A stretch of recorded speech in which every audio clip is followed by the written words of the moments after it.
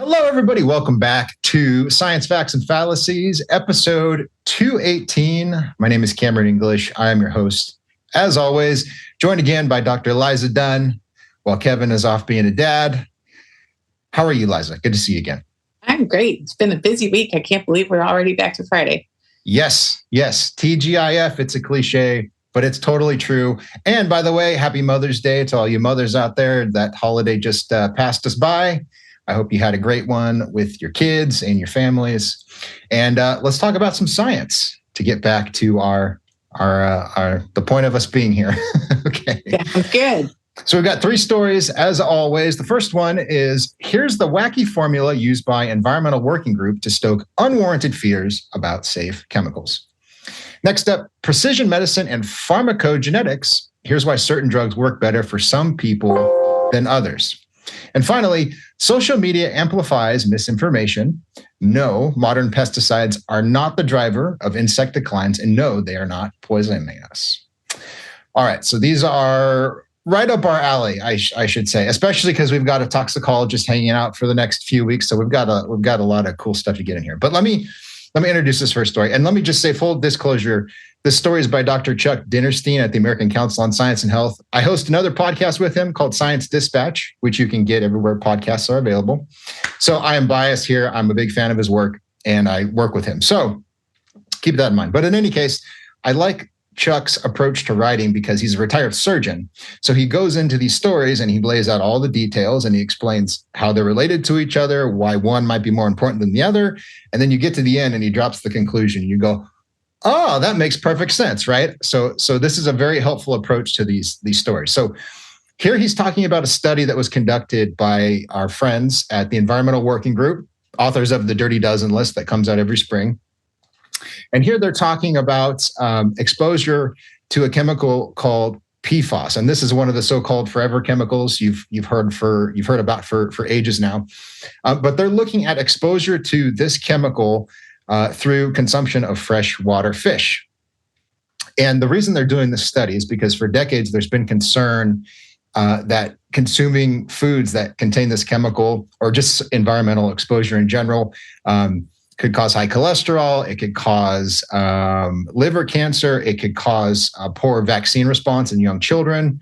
So this is a whole class of chemicals. PFAS is the big, broad class, and Liza can talk much more about this. She's the expert on this. But this is the reason for the study.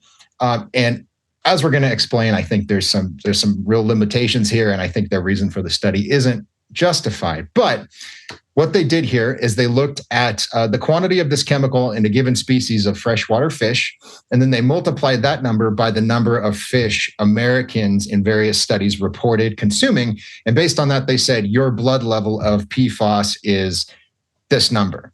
Now, we'll get into why that methodology is somewhat shaky in a minute, but here's their conclusion. They say exposure to chemical pollutants in freshwater fish across the U.S. is a case of environmental injustice that especially affects communities that depend on fishing for sustenance and for traditional cultural practices. Identifying and reducing sources of PFAS, that broader class we're talking about, exposure is an urgent public health priority. Okay, so there's a quick rundown of the study. Again, Liza, you're the toxicologist. The EPA trusts you to talk about this stuff. So explain your thoughts on this. So basically, what is this chemical, and why is it around? Why was it important in any way? So basically, it's a group of different chemicals that are very, very resistant to heat and cold temperatures, and it was used. It's used in managing fires, so putting out fires, and also on nonstick plates and or pans, cooking utensils and things like that. And so it's very, very useful, and it's been around for a very long time. And because it's been around for a very long time and it is resistant to these things, it also tends to stick around. So it's one of these things that people call forever chemicals. Now, that said, you're only finding very, very, very slight trace amounts of this chemical around, or this class of chemical around. And I think that they're very important when you're talking about preventing fires and things in your house. So, you want to have kids had flame retardants in their pajamas, and you wound up having flame retardants in your furniture, because fires can really cause a significant amount of damage. I think about 3,000 people die a year in the United States from big house fires. So the reason why these chemicals were developed was to actually be protective in those kinds of cases. And because they were used in so many flame retardants and things like that, you tend to find them sticking around. Recently, there's been increasing concern about chemicals sticking around. And that is, in my opinion, more because people are just scared of the concept of having a chemical and being exposed to a chemical, rather than a very well established health effect. So these aren't like, cigarettes, where if you're smoking, you're inhaling, large numbers of carcinogens and carbon monoxide and things like that. These are chemicals that were developed to protect kids from fires, and trace exposures are generally not going to have a health effect. And so the EPA, when they're trying to decide on a cutoff in water, what the acceptable level of exposure is, what they do is they take the health effect that has that most sensitive health effect that they can find at the lowest exposure, and they make that their baseline health advisory number, right? So for what there is in epidemiologic studies, there are there's an association, but not necessarily a causal relationship in kids, where kids had levels of PFAS measured in their blood, and there was an association with them having a decreased antibody response to vaccination. And so EPA thought that's the number that we're going to use to try to decide whether or not, or to make a drinking water acceptable number. I hope that's clear how I explain that. Yeah, very clear. And Susan Goldhaber, we discussed her work last week. She's also a toxicologist. She writes about this, and the EPA's advisory on this issue drives her nuts, because it's hyper cautious, and it's based on a relatively small sample size of children from an island in the Pacific somewhere. It's a very goofy standard. Not that they're not important, but when you're trying to set a standard for an entire population, that's a weird way, that's a weird way to do it. So and the cutoff is it's supposed to be protective of all other health effects, and so It's a very, very conservative number. Mm-hmm.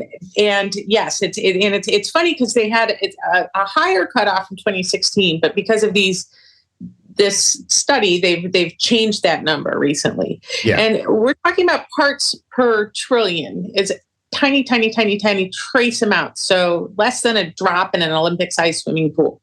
Yeah. So very, very,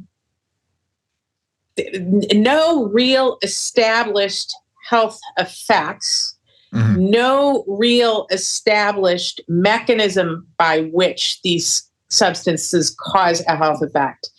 In some studies, there are some in brand new neonatal mice, there's some thyroid effect in mothers who've been fed high doses, right? Mm-hmm. And then maybe some liver kind of things, but nothing that's going to be at the trace amounts that people are exposed to. Yes, that's a very good point. And let me add, you mentioned a couple products that these chemicals are used in, but cell phones, tablets, telecommunication systems, aircraft for the U.S. military, solar panels, turbines, batteries, and all sorts of medical devices. So in other words, you almost certainly read about EWG's study on a device that contains one of these chemicals. Not necessarily PFOS, because exposure to that has dropped. We'll talk about that in a second. But this is one of the things that's always amusing to me, is that they're warning you about the dangers of chemicals using these chemicals. It's always kind of funny. That's right. Okay, so let's move on. There's a couple of things, and again, I really want your input here since you're the expert. So Dr. Dinnerstein points out they didn't actually measure serum levels or blood levels of PFAS in people. They built this little model that I described a minute ago. And that's funny to me because they could have, and this would have been more expensive and time consuming, but they could have done some actual science and they could have had an experimental group and a control group, or maybe the design would be a little bit different. But you take people that eat a certain amount of fish, and then you take people that eat no fish, and then you measure their serum levels of this chemical. And presumably that would give you more reliable results than what they did. What are your thoughts on that? Yeah, absolutely. So if you don't have a biomarker and you are making claims that we need to do all sorts of expensive testing and expensive remediation at taxpayer expense, right? So huge amounts of, remediation that is there. That's what they're calling for, but they have no clinical evidence that it causes any significant harm in people, and no even measurement that reliably says that these people were even exposed or had a level that was above what the EPA recommended or the EWG recommended. So if it's like saying you're exposed to something in your house and you need to take down the whole house instead of actually measuring into determining whether you're exposed to it, right? Yeah. So that's what people don't realize when they're making these big recommendations. Especially because these chemicals are regulated, right? And so these chemicals have been widely tested and they have been heavily regulated and things like that. So if based on an allegation without a confirmation and a wild extrapolation of a number, they're expecting EPA and other organizations to, do a lot of testing that's really cost the taxpayers money. Yeah, EWG is not going to foot the bill. A couple more things, and this was interesting to me, but apparently the pharmacokinetics of this particular chemical, and that's a $5 term for what the body does with the drug once you take it or once you're exposed to it. It's not clear, which is interesting. So in other words, as you said, you don't have a mechanism. It's not clear how this would cause harm. I thought that was really interesting. And the CDC, that famous industry think tank, they say most animal studies have tested doses of PFAS, so the overall class of chemical we're talking about here, at doses that are higher than the doses people experience from environmental exposure. Now, this is my own analysis here, but that would include from eating freshwater fish. So just as a baseline here, really important stuff to keep in mind. You're not getting, loads of this chemical when you eat a piece of trout or something. That's exactly right. And most people, like this article pointed out, most people aren't eating the fish that are at the highest levels, right? So most people are eating commercially available fish, and they aren't fishing in freshwater streams for their own fish. Now there are some subsistence fishers who rely on that food source, but even then, those numbers are exaggerated for the people who are relying on fishing. So, indigenous Alaskans often wind up fishing in streams and things like that, where you find more of these chemicals. But it's not. Once again, they're not measuring those levels in those people. They're extrapolating, what those levels may be, and without a measurement, it's very difficult to say. Yeah. And as we'll see in just a second, I think the reason they did this is because when you do a real study, you can't alert the media and freak everybody out. So let me see here. Let's go on to a couple of Chuck's other points. So he says, and this is really interesting, and it's just a baseline point that you would think of. So he says the assumption that no PFAS are removed through cooking is wrong, and this is an assumption that the study made. And he points to another piece of research that was published in Food Science and Nutrition Reports. And what they found is that how fish is prepared makes a big difference. So washing it alone removes 74% of the chemicals we're talking about. Cooking provided another reduction. Grilling dropped it to 91%, steaming 75%, frying 58%, and braising 47% compared to an uncooked sample. So basically, by the time you get done preparing this and cooking it, when it's on your plate, there's almost none of this chemical left, right? So in other words, for their study to even go forward, they had to assume, and they say this very clearly, they had to assume that the amount of PFAS in the fish when it's caught is the same when it shows up on your plate. And that's just demonstrably false. Yep, that's exactly right. And once again, we're talking about parts per trillion, and you wind up cooking and you get even less than a parts per trillion. So yeah, it's negligible. Yeah. And I want to try to share my screen here because Dr. Dinnerstein includes a very important graph, and it alludes to the point you just made, which is that most of the fish that people consume have very low levels of this. There were a few species that had higher levels, and when you average them out, it looks like a bigger number. So let me bring this up here and show you. Visual aids are sometimes helpful. So here we go. Let's see. Okay, I can't share it. It's all right. Basically, the point is just what I said it is, which is that it looks like it's 4 or 5 species that have like slightly higher levels, but the vast majority have almost none. So that's a really important point. And most people aren't eating carp that's been caught in a local pond. Yeah. Yes, absolutely. A piece of trout or something is not going to make you keel over or give you heart disease. Okay, let's see. There was one other point in here that I wanted to make, and Dr. Dinnerstein makes this as well. The amount of the chemical in this in recent years has declined. So the data sets they're using, they're from EPA studies, they're from legitimate studies, but they're from 2015. So there's been a massive decline already, right? So from the outset of this study, they're using outdated numbers, and that's critical because they're almost certainly overestimating exposure like that. So as he puts it, it's an overestimation of an overestimation. And this is all clear if you read the paper, but it's not clear in the news reports. It's not clear in EWG's press release, right? The take home they want you to have is, this dangerous chemical is an environmental justice issue without any of these clarifying details. Exactly. And that's the problem. I personally think that house fires are an environmental justice issue too, because of all of the, and especially for kids, right? Yeah. You get big fires and you wind up not having flame retardants, and your house can go up in a nanosecond. So yes. I personally am in favor of minimizing the harm that comes from fires versus being terribly concerned about trace exposures of these chemicals. Very good point. And by the way, if you're freaked out about chemicals, when wood burns, you'll never guess what it produces. Very, very dangerous chemicals. Yeah. And I don't know the exact statistic, but a good percentage of the fire deaths you mentioned are from smoke inhalation because there's dangerous chemicals in burning wood, burns your lungs, causes all kinds of nasty effects, and kills people. There's dangerous chemicals in also burning foam, cyanide out of burning foam. So people in house fires die from cyanide poisoning often, which people don't know about it. So the reason why you don't want the foam to burn is because you don't want to have cyanide poisoning. So yes.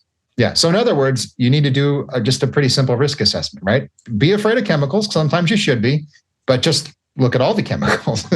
Don't look at the ones that the organic industry funded activist groups tell you to be afraid of, because a lot of the times they're lying to you. Just a final point. This is also a really basic one, but 60% of freshwater fish is catch and release. In some places like where I'm at in California, there are laws that say, during this part of the year, you can catch this many and you have to throw the rest back. Sometimes it's permanent, depending on where you're fishing and what you're fishing for. So that, of course, further cuts the exposure because people are not eating everything they catch. Not actually. Yeah. Okay, let's move on and talk about precision medicine. This is actually a really cool story and a really positive one, which we don't always get to talk about. But this is by a journalist named Catherine Ho, writing for San Francisco Chronicle. The story is called Precision Medicine and Pharmacogenetics. Here's why certain drugs work better for some people than others. Now, the premise here is that prescription drugs affect people very differently, right? So when you go to the doctor, and again, Liza can speak to this with more detail, your age, your weight, past health conditions, other drugs you're taking, these can all influence the effects of a pharmaceutical that you're prescribed, or I guess even an over-the-counter drug too as well. So to try and get around this or improve the efficacy of some of these medicines, the University of California, San Francisco has launched a testing program to see if people with certain genes, or I guess certain mutations in those genes, do they respond differently to various medications? Because there's some evidence so let's see the numbers here. So 15 genes that affect the body's response to 56 drugs. So they're trying to test this and see if they can say, maybe you shouldn't take this one. It's not going to work for you. Take something else. It's sort of like what we were talking about last week with AI. I mean, I think maybe this is the other side of the coin. It's the advances in genomics that are helping on the other side of this. That's exactly right. It's like precision medicine. We talk about precision ag, right? And being able to tweak things in agriculture. Well, you can actually help determine which kinds of people would be more prone to a drug reaction, an adverse reaction, and maybe tailor your use of certain drugs to make sure that they don't have those adverse reactions, or add things to them. And we can talk about that in a little minute. Mm-hmm. Yeah, and these are a range of drugs. This isn't like Tylenol or something. So these are cancer therapies, drugs for high cholesterol, statins primarily, pain medications, treatments for psychiatric disorders. So in other words, if you can target these better, these can treat very serious conditions. And in many cases, like cancer is very life-threatening. So as high cholesterol can be as well, and even psychiatric disorders. So this is an important development. So once this program gets underway, I believe it's only with a relative handful of patients that are in the UCSF system. But the idea is once they're enrolled in this program, their doctors will get notifications that say, hey, there might be what's called a gene-drug interaction based on the patient's condition and based on what you're likely to prescribe them. It's time to run some more tests to make sure that this is safe and it's going to be effective. And just a final wrap up here. So this was a study published in The Lancet. They found that, 7 hospitals in Europe observed a 30% reduction in adverse drug reactions using these same kind of testing methods. So this is really cool. Please jump in here and fill in the gaps for everybody. Yeah, so this is really, really cool. So about 100,000 deaths a year are attributed to adverse drug reactions. About 2 million people are hospitalized every year because of them, and 30% of those adverse drug reactions are thought to be able to be reduced by this, right? This particular testing. So what kind of testing is this really? So you're looking for people, for a long time, people have known that certain people wind up with extra levels of drug in their blood, and other people wind up not seeming to have enough levels of blood in their drug. So the way the drug is actually metabolized or broken down and the speed with which that happens can make it either more or less potent, right? So if you are a slow metabolizer, that drug will last longer in your system and have a biologic effect for a longer time. So if you are, that might change your dosing regimen eventually. If you may need less drug over a longer time because it's sticking around in your bloodstream for a longer time because it's not getting broken down. So they can test for a gene to see if you're a slow metabolizer, right? And if you're a slow metabolizer, you might not need as much of that drug. Now, if you're a fast metabolizer and you break down that drug really, really quick, you've got a gene that's like, ooh, I like that drug and I'm going to break it all down really quick. You might need more of that drug, a higher dose, or you might need a shorter interval in between doses so you have a biologically active form of the drug around for a longer time. Now, what's really interesting is that if you can have genes that actually make you a slow metabolizer for one drug and a fast metabolizer for another drug. Yeah. So you can specifically tailor your dosing regimen around of different drugs around those genes, and you can also predict which genes will make you more prone to drug interactions that might be bad. So these are really important for things like isoniazid, which people take for tuberculosis, right? Tuberculosis is becoming Isoniazid is an antibiotic that was discovered in the 50s. It's one of the mainstays of TB treatment, and TB has become resistant to it over time. Now, so if you have a fast metabolizer who breaks it down really, really quickly, you might not have a high enough therapeutic dose to get to that TB for long enough, right? You see what I mean? Yeah. So you might want to increase your dose a little bit. Now, you've got to be careful with dosing an isoniazid, because if you have too high of a dose, you can wind up causing liver problems. And that is also based on metabolism too. You can get some hepatitis, and you can get what we call a peripheral neuropathy. So it interferes with the vitamin B6 or pyridoxine. And so you can have numbness and tingling or a painful neuropathy that's almost like a diabetic neuropathy because of pyridoxine deficiency in the arms and legs. So isoniazid, you might want to replete with pyridoxine.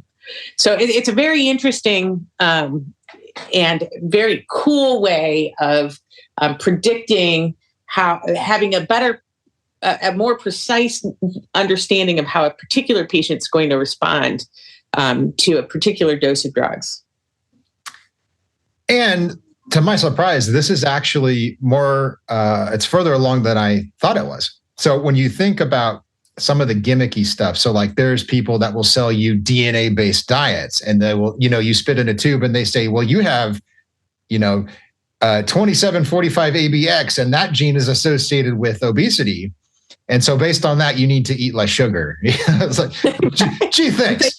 Thank you for paying me all this money to tell you it shouldn't eat sugar. Yes. Yeah. Very helpful. But in other words, the point is that there's a lot of research out there that correlates particular mutations in particular genes with conditions or outcomes that we're interested in. This is much different. And again, I'm looking at the CDC's website here, and they give the example of a breast cancer drug. It's called TDM1, and it works by attaching to the surface of tumor cells. But in order to do that, you have to have lots of receptors on the surface of the cells, and not everybody has those.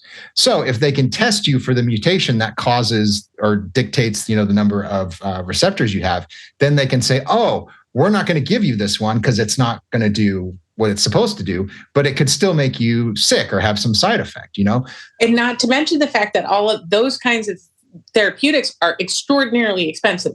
So if you're giving somebody a therapeutic that doesn't work because they're genetically not susceptible to having it work, then you're incurring an extraordinary cost for the patient. Yes, that's another good point. So this could reduce healthcare costs over time because you're not, throwing a dart at a dartboard, so to speak, and you're not working with probabilities. You have more specificity in that you're saying this person or this group of people is more likely to benefit. And there's a couple other examples. We don't have to go through them all, but cystic fibrosis, handful of other really serious conditions that we know a lot about in terms of how you would treat them and how apparently not to treat them. So that's a big deal. One final thing that comes to mind, and I would love your thoughts on this. At some point in the future, you could probably say, you're at risk for an adverse reaction to this vaccine, or this is going to work really well for you, or, this subgroup of people is going to respond really well to this. So I see two benefits. The first is that you could target the efficacy of vaccines, which is really cool. But then you could sort of, on the front end, you could say, we don't have to worry about VAERS reports because we're not going to give this to these people, right? Yes. We're going to check what their genetic makeup is to see if they're prone to these adverse outcomes. Yeah. Yeah. Very, very cool. Right. So Steve Kirsch and all his friends, they're going to have to go back to, picking peaches and changing tires, like get real jobs.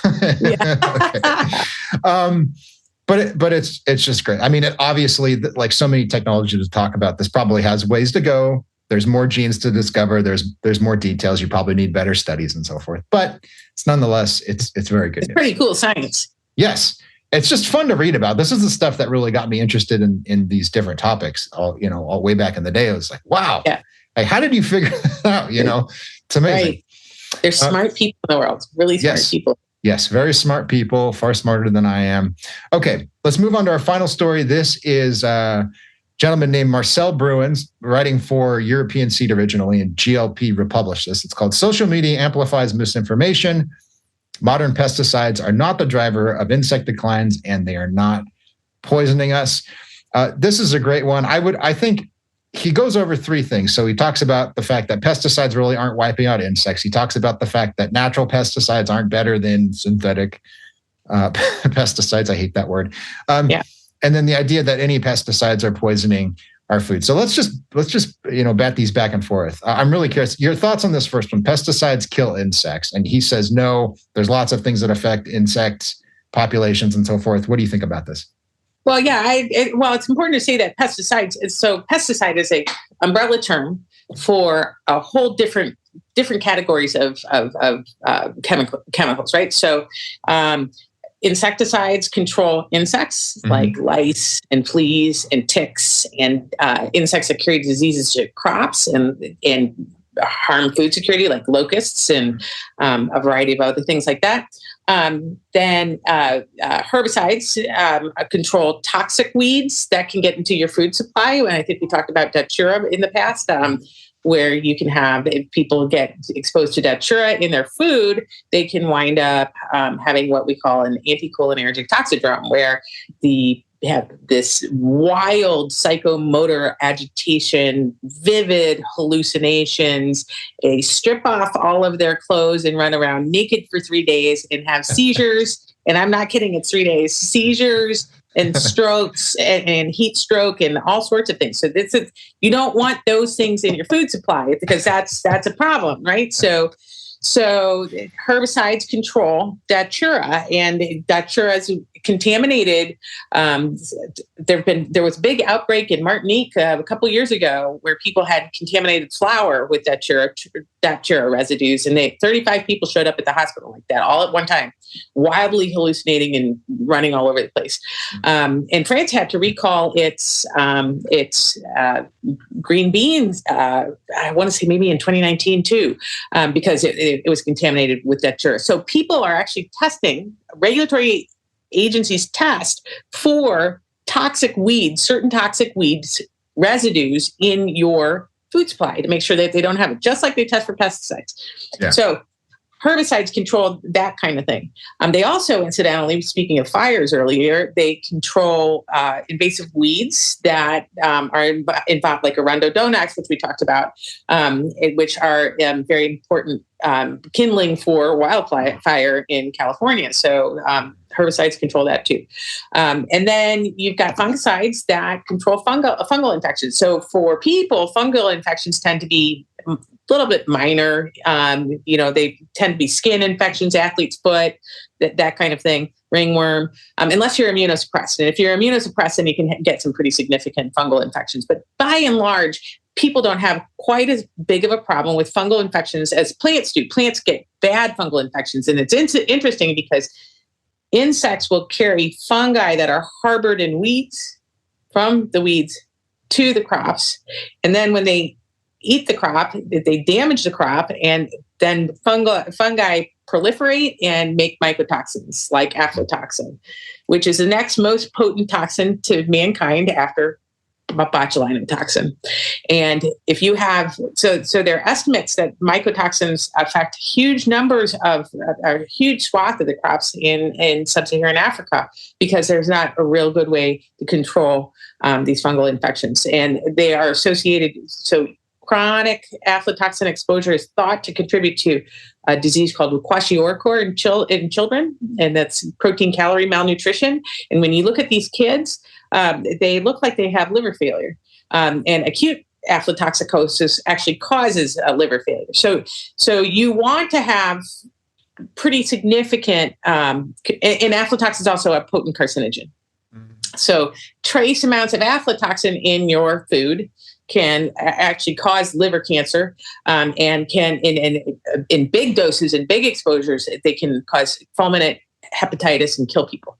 And so there have been outbreaks of that recently. Actually, it's in 2004 in Kenya, big outbreak. So you want to have these classes of chemistry to protect you from insects that carry diseases and crops from insects that carry diseases, and you from toxic weeds, and you from fungal infections, and crops from fungal infections that could actually hurt you more, having trace amounts of those. So yes, you can. Insecticides can kill insects, but these insecticides are often, used judiciously. They're not sprayed everywhere. You use it. There's a regulation as to where and how they're sprayed. The insecticides that are out there now have a toxicity profile that's very different than some of the older insecticides that you hear about. And so pyrethroids, for example, are synthetic chrysanthemum dust or spray or whatever. So it was noted for centuries, actually back to 400 BC, that Persians discovered that certain chrysanthemums had insecticidal properties. And they sold a powder called Persian powder of these chrysanthemums, because one of the leading causes of death in the military turns out to be insect-borne illness rather than war wounds. And it's interesting, if you look at when Napoleon invaded Russia in 1812, he went in with 400,000 troops and came out with less than 4,000. And about 15, 20 years ago, conventional wisdom is that they all died of the cold, right? Because they invaded Russia too late. They invaded Russia in June. And yes, some of them got stuck in the winter, but about 15, 20 years ago, they came across a mass grave in Lithuania while they were doing an excavation of his soldiers.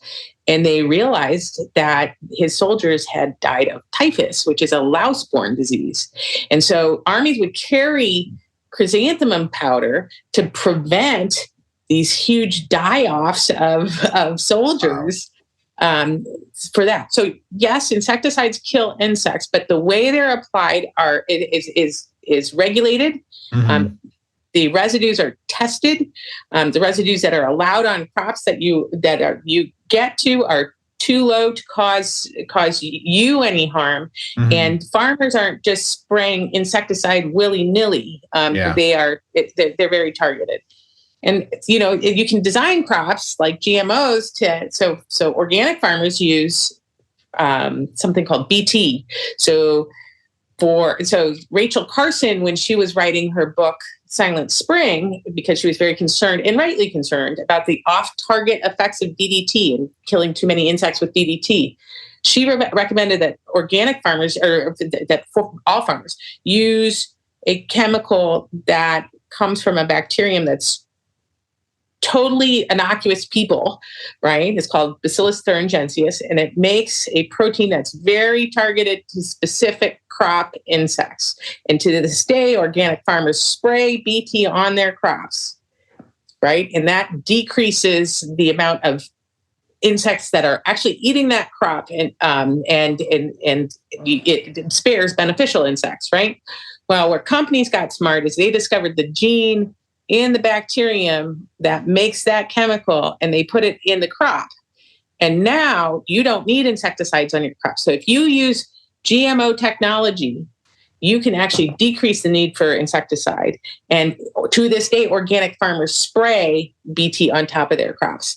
And you can tailor BT to specific crop pests too. Yeah. So you can keep your beneficials, ladybugs and butterflies and things like that, and tailor it to the specific crop pests. So you decrease the need for other chemistries when you use that technology. And the other thing that GMOs do is, since the insects aren't eating the crop, they are less likely to transmit fungal infections to the crop. And then you decrease your mycotoxins. So you have less need for fungicide too when you use GMO technology. So you don't have aflatoxin, you don't have, a variety of other toxins that affect, mycotoxins that affect crops, and you decrease your insect impact. Yes, that's such a great primer on everything pesticide. I really hope people listen to that and take notes, because that contained so much of what you need to know when you read news stories about pesticides. And also, if you don't want to have seizures while being naked and getting cancer, I mean, like what else? It's a very evocative example. Thank you for that. Let's go back to this point about regulation and protecting insects, just to the extent of how far this goes. So, just for example, I had a pest control guy come to my house yesterday. They come every few months, and they always ask, what issues are you having? And I said, well, we have ground nesting wasps that in the summer like to take up shop in our lawn. And I have a toddler that runs around. This is not going to stand, right? I have to get these bugs out of my lawn. Yeah. So I told him, I was like, this is my primary concern. Can you take care of that? He said, absolutely. But we are not allowed to spray if there are weeds in your lawn, because there are flowering weeds and there are bees that pollinate the weeds in your lawn. So if you have weeds, I cannot spray. And my only point in that is to say that's the extent to which pesticide companies and companies that use pesticides and regulators look at, right? To the point that in my backyard, in my tiny little backyard, right, they're not going to spray to get rid of wasps because there might be some honeybees or some. Yeah.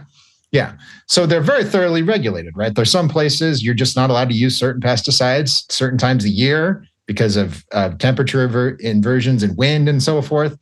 They're very carefully regulated. Oh, and of course, with like neonicotinoids, which I believe replaced pyrethroids pretty significantly. They did, but pyrethroids are still widely used. Yeah. Okay, so neonicotinoids, for those of you unaware, they're typically applied as powdered seed coatings. So you might see corn or soy that looks blue or gold or like some weird color. That's because it's been coated with a neonicotinoid.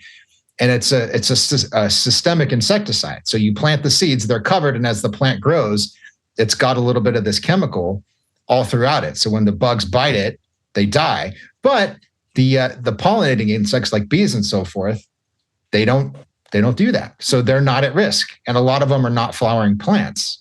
Yep. So so in other words, right, the technology gets better and people go, let's not kill non-target insects because there's value. And of course, we're just not evil, so that's right. It's really important. Okay, let's not belabor this too much. So there's pesticides can be used safely. Insects are not going to be wiped out if you spray glyphosate or whatever. Yeah.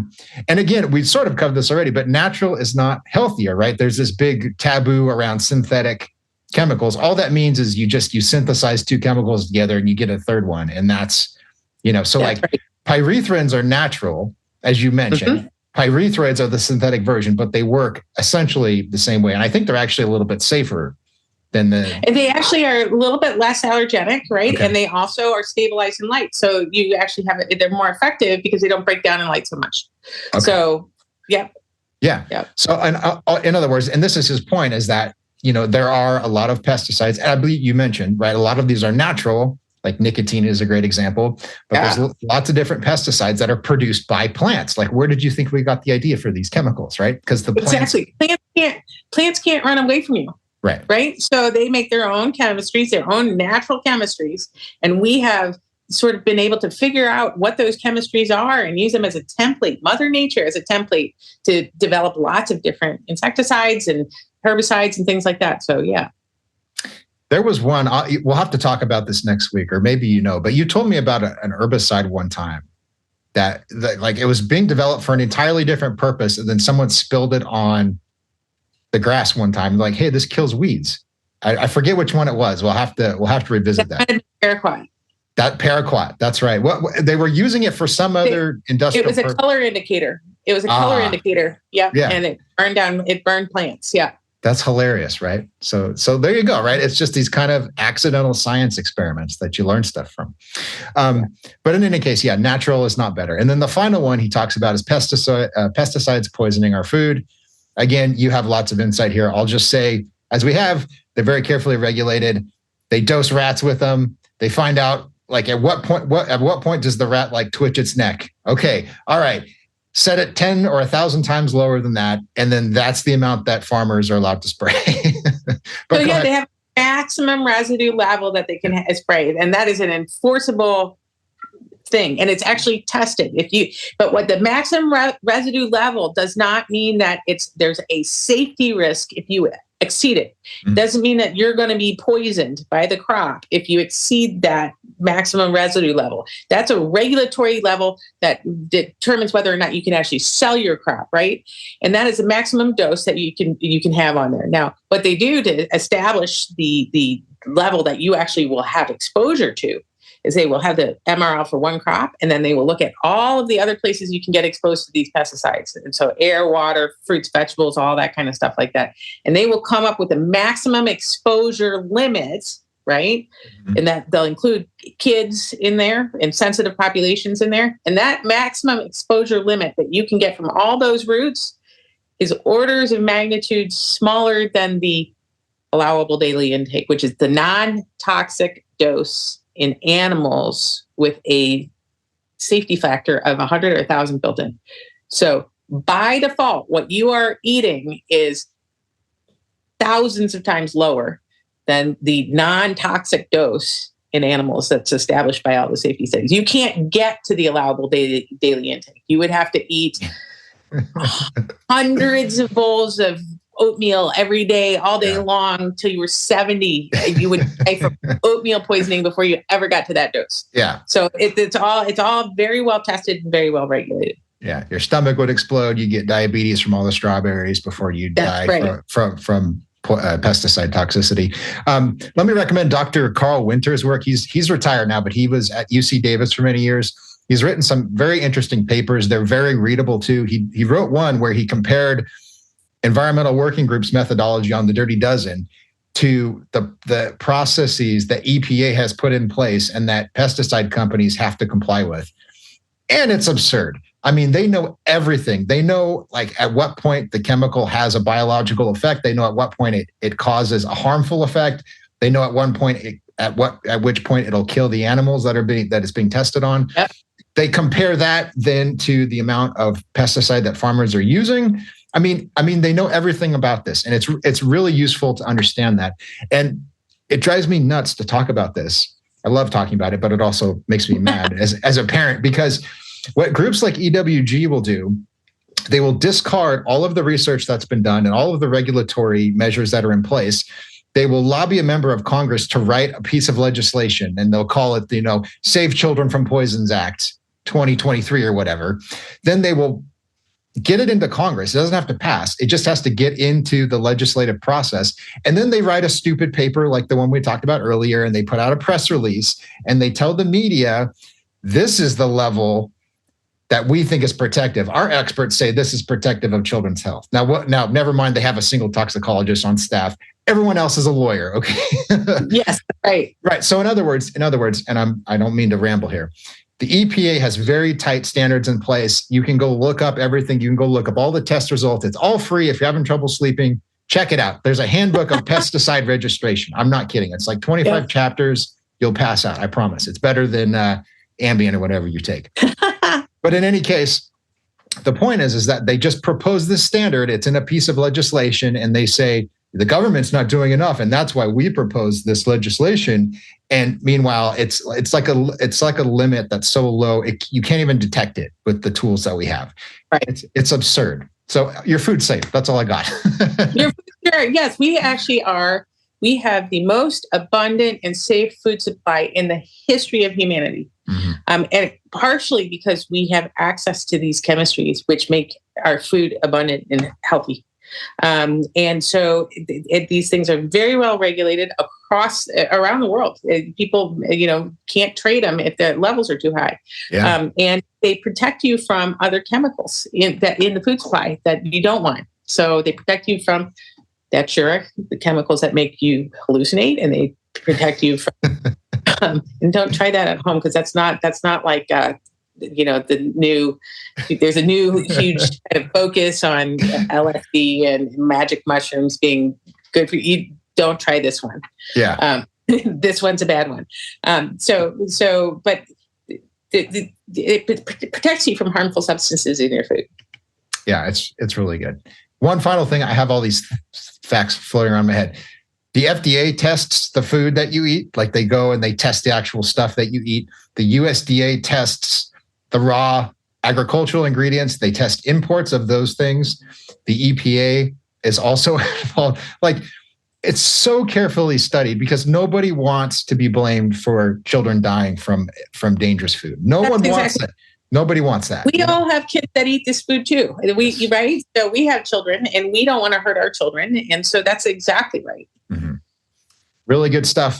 Thank you, as always, Dr. Liza Dunn, for filling in the science for folks here. I'm really glad that we're doing this. I hope people are getting some insights here. We will be back next week for episode 219. You are at Dr. Liza MD on Twitter. Yes. Okay. Follow her. Follow me at CamJ English. We'd love to interact with you guys. Follow Genetic Literacy Project. They are at Genetic Literacy on Twitter.